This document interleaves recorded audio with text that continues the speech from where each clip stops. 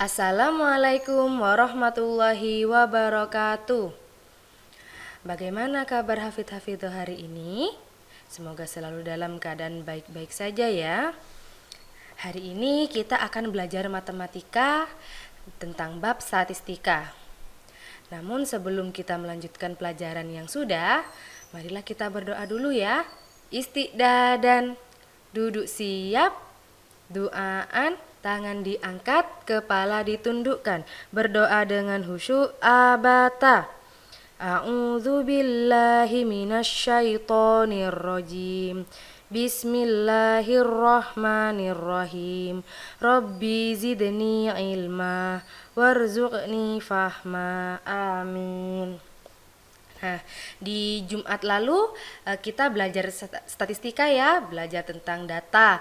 Data itu ketika menulis turus hanya dengan seperti korek api ya, seperti batang korek api. Nah, setelah ada turusnya ada frekuensi. Frekuensi itu jumlah beberapa batang korek api yang sudah kita tulis ya.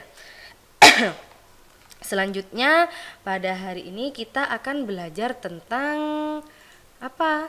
Tentang diagram. Nah, kalau mau buat diagram, kita juga harus melakukan harus memuat datanya dulu, harus tahu turusnya, harus tahu frekuensinya, baru kita dapat membuat diagram batang.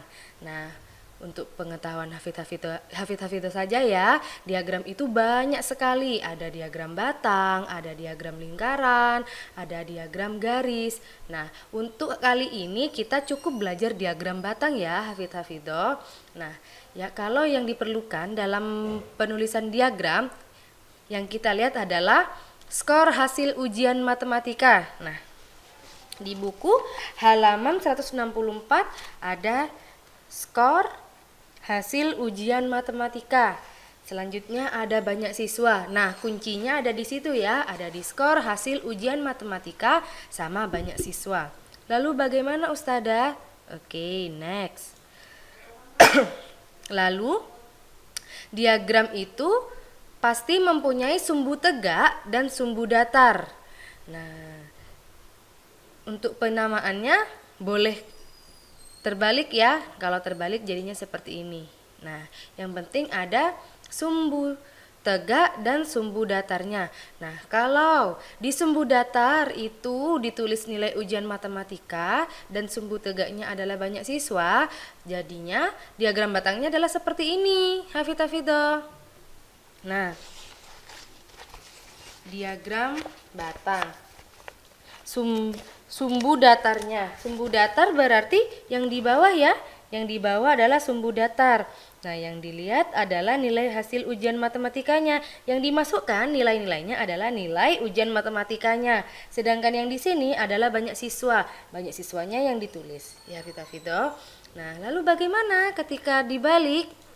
Nah, ketika dibalik, nilai ujian matematikanya ada di sumbu tegak, sedangkan banyak siswanya ada di sumbu datar.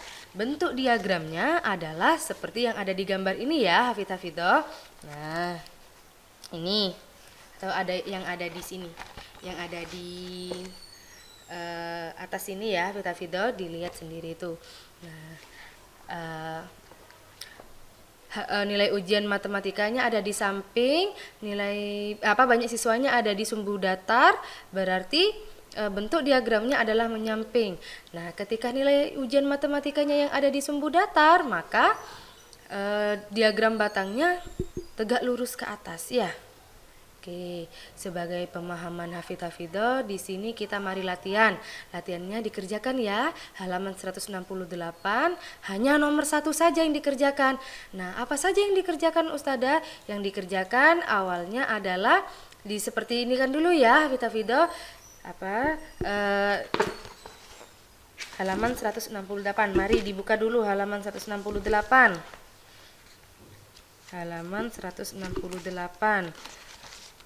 Nah, terus frekuensi sama itunya tulis juga ya. Di sini adalah soalnya adalah Meli adalah ketua kelas 4A. Ia akan membelikan sejumlah kebutuhan alat-alat tulis di koperasi sekolah untuk teman-teman sekelasnya. Berdasarkan kebutuhan tersebut, tercatat ada 5 barang yang harus dibeli, yaitu 9 buku tulis, 10 pensil, 5 penghapus, 3 ballpoint, dan 5 penggaris. Buatlah tabel dan diagram batang yang menunjukkan kebutuhan di atas. Nah, kalau di nomor 1 ini, di halaman 168, skor hasil ujian matematikanya itu diubah dengan kebutuhan alat tulis. Nah, kebutuhan alat tulisnya kan ada buku tulis, ada pensil, penghapus, ballpoint, dan penggaris. Nah, banyak siswanya itu diganti dengan banyak alat tulisnya ya. Nah, turus dan frekuensinya dilihat dari soal ya. Setelah itu dibuatlah diagram batangnya. Dibuat diagram batang seperti ini, yang tegak, dan juga dibuat diagram batang yang menyamping seperti ini. Nah, kalau ada yang tidak ngerti silahkan tanya ya. Silahkan hubungi Ustadzah. Cukup sekian dulu ya Fita-Fito, jangan lupa latihannya dikerjakan. Tetap semangat, tetap murojaah, tetap ziyadah. Jangan lupa makan dan minum vitamin, istirahat yang cukup juga ya. Semoga pandemi ini cepat selesai dan kita bisa kembali menjalani kegiatan belajar mengajar dengan pembelajaran tatap muka. Untuk pelajaran hari ini cukup sekian dulu. Mari kita membaca hamdalah bersama-sama. Alhamdulillahirabbil alamin. Wassalamualaikum warahmatullahi wabarakatuh.